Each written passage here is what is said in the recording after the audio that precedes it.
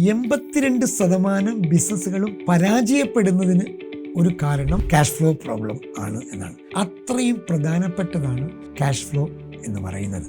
Covid പോലെയുള്ള സമയത്ത് ഏറ്റവും കൂടുതൽ സ്ഥാപനങ്ങൾ ബാധിക്കപ്പെടുന്നത് ക്യാഷ് ഫ്ലോ പ്രോബ്ലം കൊണ്ടാണ്. 2 തരം ക്യാഷ് ഫ്ലോ ആണ് ഏതൊരു സ്ഥാപനത്തിലും ഉണ്ടാവുക.